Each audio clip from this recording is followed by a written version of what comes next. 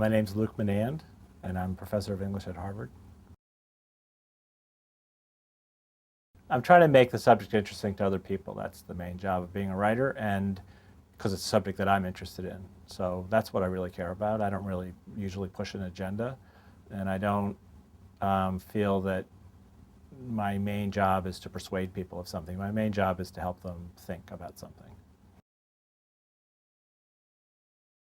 So the kind of places I've written for and the kind of writing that I've done, the general way to think about your audience is to think about somebody who's like yourself but in a completely different discipline. So I generally think of a biologist or a professor of biology. So if I'm writing about T.S. Eliot, this is probably someone who's heard of T.S. Eliot, may have read some T.S. Eliot in college, but doesn't know a whole lot more about T.S. Eliot because they're busy doing more important things with their brains. But they might be interested in something that I have to say about T.S. Eliot. So I have to write it in a way that appreciates that this person is probably a very well-educated, smart person, and at the same time doesn't know anything effectively about what it is I'm writing about. And that's really the trick of writing for places like the New York Review of Books or the New Yorker, which are two of the places I've written a lot for. So that's really my audience. Now, the actual audience could be very different. It could be a lot of retired high school teachers or, or graduate students or anybody. It's very hard to know who your readers are, but that's who if I have somebody in my head, that's probably who it is.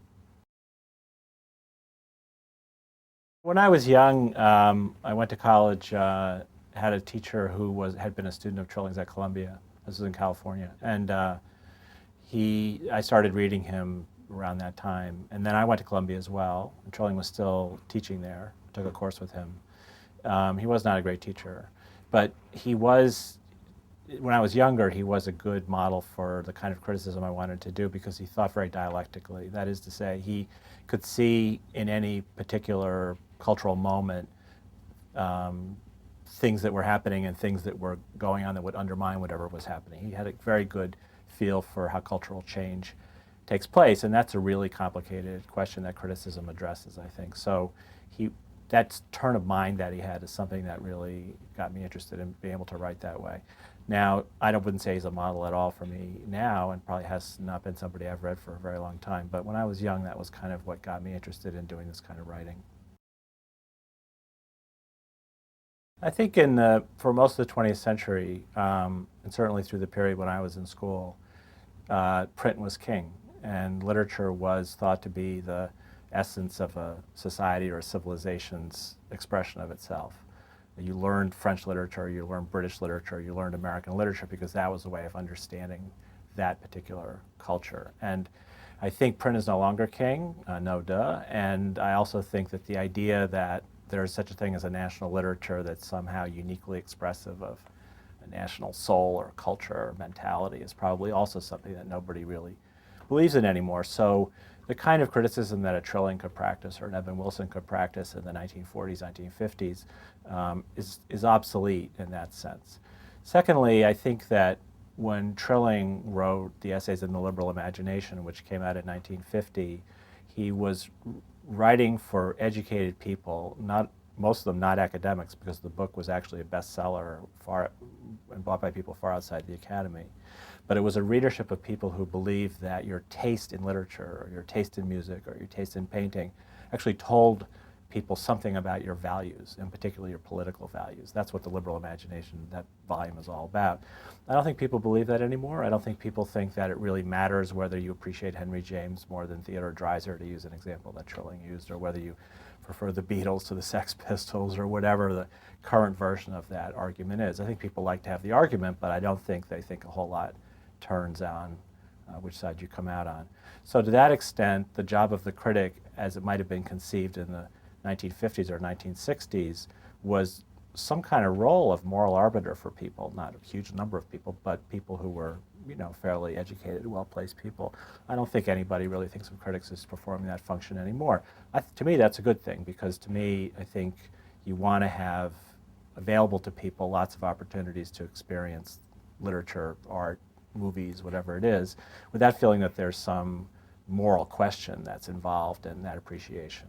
Sometimes there is, sometimes it's important to engage it, but I don't think that taste should be the decider of moral issues. But I think that was another reason that criticism had its great moment in the mid-years of the 20th century and why it's different now. And the final reason is that one of the functions of literary criticism or reviewing generally, and most of my reviews actually are not about literature, but one of the functions of that is basically the sort of consumer reports function of letting readers know whether this is something they want to read. And that function is now performed pretty much for nothing online. So if you're reviewing a new book, this happened to me a couple of years ago. I was reviewing a book and I finished the review pretty much on time. That is pretty much when the book was scheduled to come into the stores. And I went on Amazon just to see what the sales were. And there were already 25 reviews on Amazon. And just by the wisdom of crowds, if you read all 25 reviews, you got a pretty good sense of the book. You really didn't need me to tell you about it. That content cost nothing, and it was available for nothing. So there's a different business model for reviewing than there was when I started out. Well, that's one of those questions that you can't answer. I mean, yeah, we're probably postmodernism, but what was postmodernism such that we're post of it? So it's pretty tricky. But I think that the period in the 50s and 60s was a period of kind of high veneration of the modernists like Eliot and comparable figures in the world of art and so on. And the 60s and the 70s kind of replaced that with a different canon. So when I started out, I was actually a Victorianist. That was my field. I did 19th century British literature, but by some fluke of the job market, I got a job teaching modern literature and ended up writing a book on T.S. Eliot, who was in those days sort of the king of a modern literary form and criticism as well. But now the canon's very different from that period. People don't write about Eliot and Pound anymore. So that's really changed a lot. And I think our sensibility is not modernist anymore. That is the sensibility of people who are interested in art and literature. I wouldn't say that. I mean, decline's a funny word to use about any cultural moment. I think things are different from the way they were 40 or 50 years ago, but the media are different. Interests are different. The demographics are different. It's just a different world.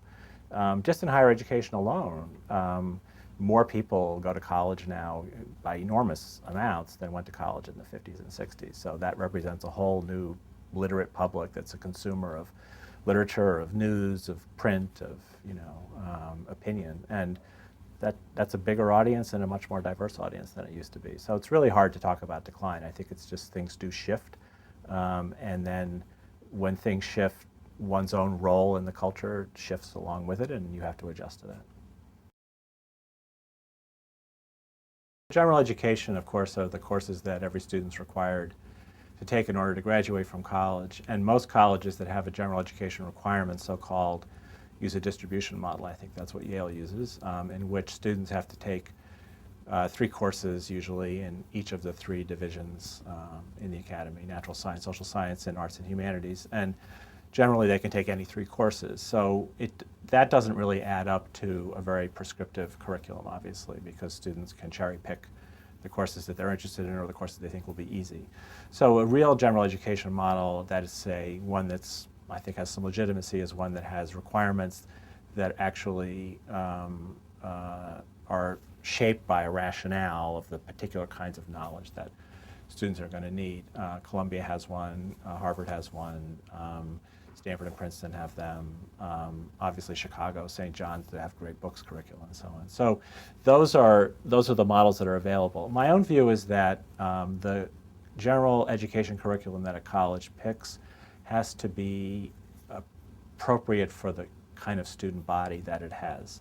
I don't think the same curriculum fits every student body. Now that's a little bit of a circular proposition, because Columbia has this great books curriculum. It's called Literature, Humanities, and then Contemporary Civilization. And they've had roughly the same curriculum for about 50 years.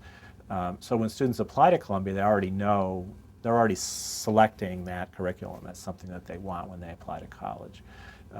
If you were to impose such a curriculum at Harvard or Yale, students would object, probably, on the grounds that they're being required to do something that they basically didn't opt for when they applied. So Columbia kind of gets away with it because it's grandfathered in, so to speak, to the institution. I think at a place like Harvard, our experience, I was involved with at various stages in trying to implement a new general education curriculum. Our experience was that Harvard's all about specialization. That's not just true of the professorial. It's also true of a lot of the undergraduates too. And they come, they kind of know what they want to do. They select it because they have a strong aptitude for something in particular. So to try to have a kind of one-size-fits-all general education curriculum for them would probably not fly. You know, you have to have students wanting to take the courses, otherwise they're not going to be very effective. So Harvard has something that manages, I think, to provide a lot of options for students, but still fairly prescriptive about the kinds of subjects that the courses ought to cover. It's just started, the new curriculum has just begun this year. It actually seems to have gotten off to a pretty good launch. Yeah, zero, because ideally zero, because the way universities operate is that the decision about what students need for the degree is the decision made by the faculty. Should not be made by any other group, administrators, trustees, parents, students, and so on. Obviously, input is helpful to faculty in trying to come up with a curriculum, but ultimately it's the faculty's job to know what students need to know, make a decision about it, and present it. The difficulty with coming up with a curriculum is mainly that faculty aren't trained to think in terms of general education. They're trained to think in terms of their own discipline or their own specialty. So when they're asked what are your views about what everybody ought to know, it's not something that they've ever really given thought to. It's not part of their training. They have views, but they tend to be quite eccentric and quite different from one another. So getting faculty to come to a consensus about something that they've never really thought about or had to worry about in their careers before can be a rather slow process and a long process. It certainly was the case at Harvard, and it's the case of most of the general education curricula that I know of. It takes 4 or 5 years just to get everybody kind of on board with one idea. Well, you want diversity in any intellectual organization. I mean, that's how good ideas arise. They have to do battle with less good ideas. If, to the extent that everybody is accepting roughly the same paradigms for inquiry, and there's certain expectations about what counts as a good result of your research, that's not very good for diversity, and it's not very good for intellectual ferment, which is what you want to encourage. I mean, universities are set up to get people to work together by having them disagree with each other. So one of the difficulties with the relative homogeneity of opinion among professors is, I happen to be of the same opinion as most professors. Most professors are kind of liberal Democrats. It's just that it discourages people from getting into the profession, which is very difficult to get into anyway, because they feel they're going to be discriminated against or shunned or just not included in the conversation. I don't think that necessarily would be the case, but it's discouraging to people. Basically, what you want in any profession, I would say the same thing if I were a lawyer or a doctor, is you want bright undergraduates to look at your profession as something they would be interested in getting into. If the barriers to entry are really high and there seems to be some requirement that you tailor your views to fit the views of your colleagues, it's going to discourage people from entering it, and they'll go do something else that's got a more reliable track to a career. So I do worry a lot about the time it takes for people to get a PhD, about the difficulty of finding employment, about the difficulty of getting tenure, and generally about the perception that undergraduates have that this is a very high-risk career to get started on. I don't want people to feel that. I want people to feel this is something that would be fun to do and doable. Well, there are ways in which universities will never be a reflection of the general opinion of the public, and they probably shouldn't be. It's generally sort of sociologically observed that the better educated people are, the more liberal they tend to be, which would suggest that professors are going to be more liberal than the general public. And I don't think that you want to see universities in any way trying to have any kind of quota system about political views or views in general. You want the market to work in the way the market works. But I think that one of the things that would make it a little bit more likely to get diversity into, I would just say, to oxygenate the system that we're working in, would be to make it a little easier to get a PhD. Sometimes I think we should just give more PhDs, but even if we didn't give more PhDs, if we didn't make it 8 or 9 or 10 years to get a PhD, I think it would encourage people to enter who would otherwise find lots of reasons why it wasn't a very wise thing to do. Well, I think the time to degree is right now the big obstacle to entry into the profession. It's now the median time to degree to PhD in the humanities is 9 years, and that's time as a registered student. the time between bachelor's degree and a PhD, the median time is over 11 years. So then you're still only on a tenure ladder. You're not tenured. So it generally takes 6 to 8 years after that to get tenure. So that's a very long period of what's essentially apprenticeship of insecurity. I don't think that's very healthy for any business, certainly not for a business where you want people to be original and creative and take risks. So I think that's a big problem, and the humanities seems to be doing worse than other disciplines, though the other disciplines are also have increased time to degrees. Now, part of the reason for that is that it's difficult to get a job and people stay in school longer because they're employed as teaching assistants or instructors by their schools where they're graduate students. And that does become exploitative eventually because they're very cheap labor, and there's a way in which it's not in the institution's interest to give them a degree if it can continue to employ them. I don't think anybody thinks that way, but effectively that's the way the system is starting to work.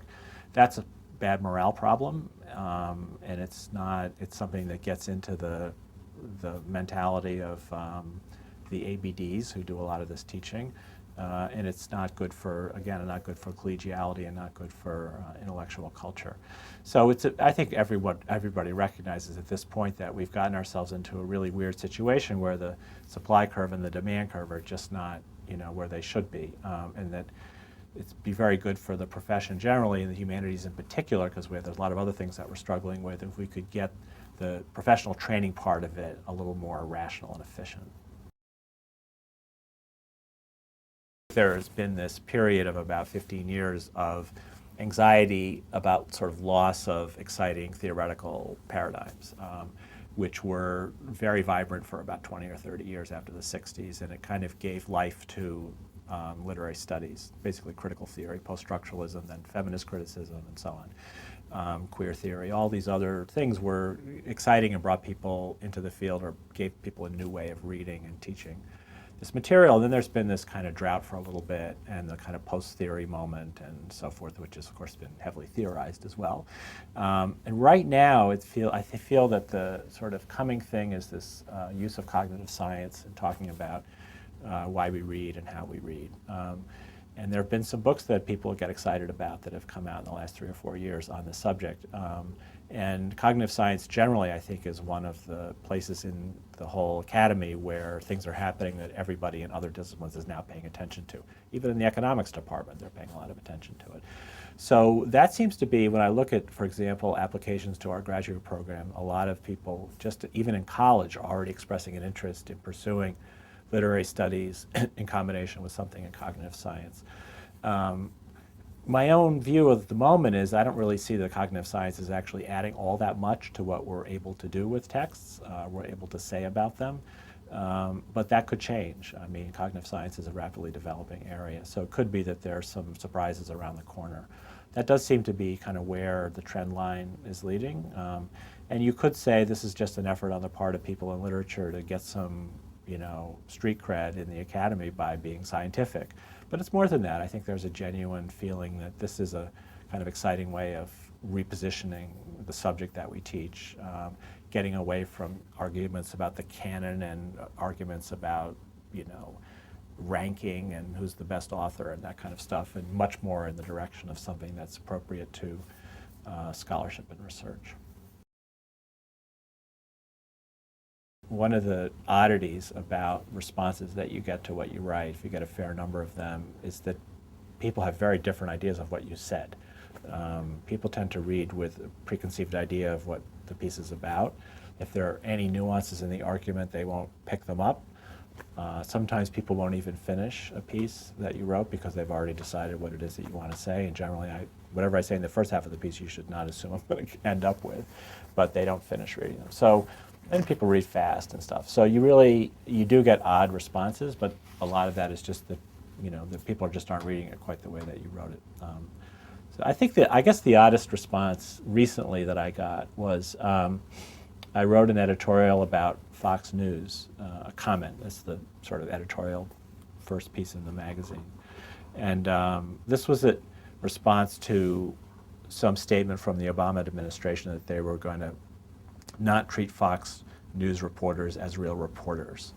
So I wrote a comment about it, and I think Fox News is fairly ridiculous, and certainly the opinionators on Fox are ridiculous. And I made some fun of them at the beginning of the piece, but at the end of the piece, which is only about 1,000 words, I said that I thought it was a bad idea for the state or the White House or whatever to single out one news organization and say you're not a real news organization. I just think that's a very chilling thing, and the First Amendment's all about letting people, even people whose views you despise, have their say, because then at the end of the day you can say you had your say and you lost. If you silence them, you don't get to say that. So I said this in the piece. So I got a very angry email from somebody who was a Fox News junkie who said, you Harvard professors are all the same, Fox News is great, you're full of it. And so I wrote back and I said, did you finish reading the piece? And he said, no, I didn't bother, it was such drivel. So I was like, but you bothered to write an email about it. Isn't that kind of weird? I mean, so you do get that. If you write for the New Yorker, you always get people critiquing your grammar. You can count on it. So, because a lot of New Yorker readers are kind of, amateur grammarians, and so you do get a lot of that. So I'm used to that. But I think, with that piece, so this book by Lynn Truss, and it was a big bestseller in the U.S. And there were a lot of odd things about it. One was that the style of punctuation that she was explaining in the book is British style punctuation, which doesn't work in the United States. I mean, they have different rules. So it didn't make any sense that people buy this book in the US and think they were going to learn how to punctuate from it. And then the book itself was full of like howlers, really bad punctuation mistakes and some grammatical errors. So I had to say this. I just thought the world should, at least somebody should say that she doesn't know how to punctuate. So the great thing was that there was a fuss in England about it, apparently, and her editor was interviewed, and he was asked about my review, and he called me a wanker, which I thought was, not very classy, but all right. And then it turned out that the next book Lynn Truss was going to write was Civility, how there's no civility anymore. She should start with her editor. Yeah, so I was reviewing a book by a guy named Mark McGurl, who teaches at UCLA, and which I think is a terrific book, called The Program Era. And the argument of the book is that American fiction since 1945 or 1950 has been highly influenced by the fact that so many novelists and so many people who teach novelists have gone through writing programs. And it's not a takedown in any way, his book. His book basically says that writing programs provide a certain environment where a particular kind of fiction gets produced, and these kinds of fiction are very interesting. They're often very experimental. They take fiction in directions that otherwise wouldn't go. It doesn't mean that everything's being dumbed down or cookie-cuttered. And I thought that was very provocative, and he gave some pretty good readings of contemporary fiction to back up his claim about it. So I would tend to agree with him.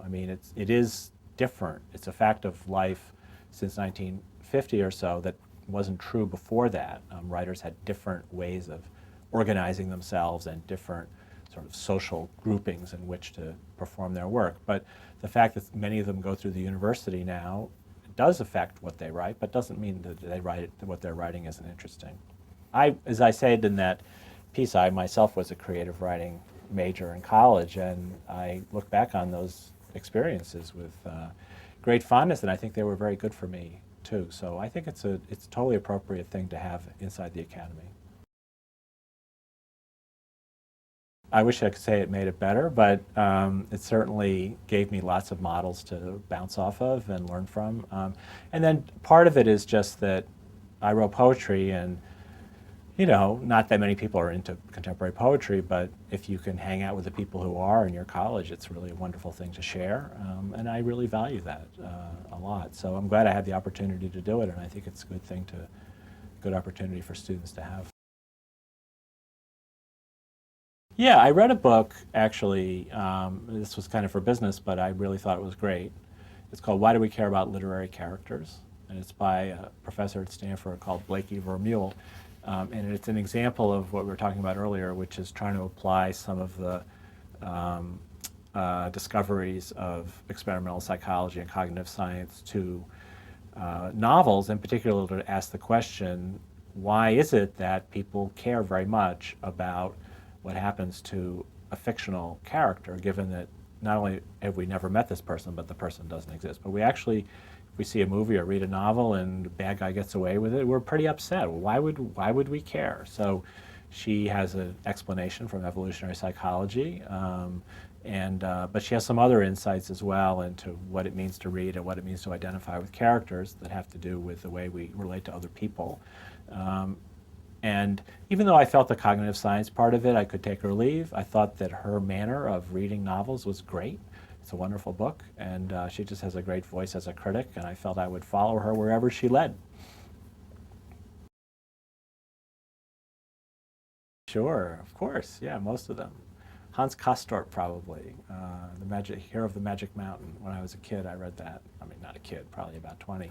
And I remember being like deeply invested in that character. I don't really even know why anymore, but I remember feeling it really mattered to me how things came out for him.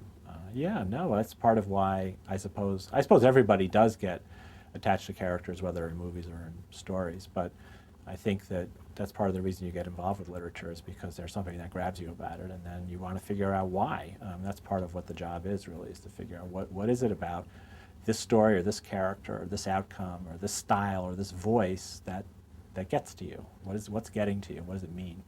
And that's really an interesting problem to try to figure out. So that's what this book was taking a stab at doing, and I just thought it was a pretty original and fresh and fun take on the subject.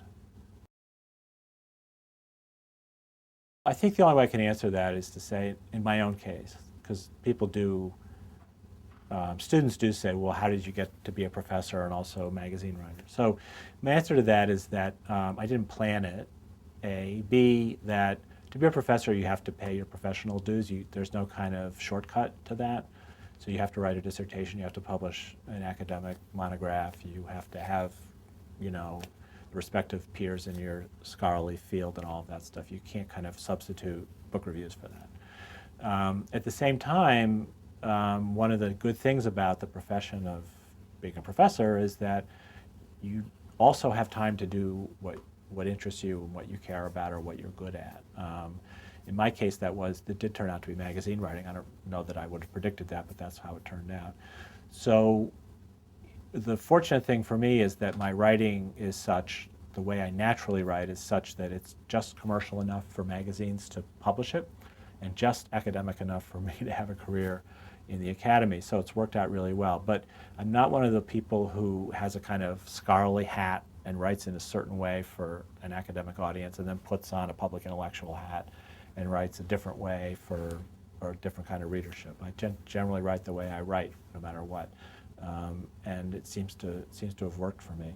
So I think in general there's no point in going into a field like English literature if you're not going to have fun with it. I mean, you're not going to get anything else out of it. You're not going to get rich. You're not going to get famous, and you're not going to really have a big effect on foreign policy. But you are going to do things that, if you're interested in it, that nobody else can do with their careers. And if you're not going to enjoy it and have fun with it and feel like this is what you care about, I definitely would not advise going down the very long road to get there.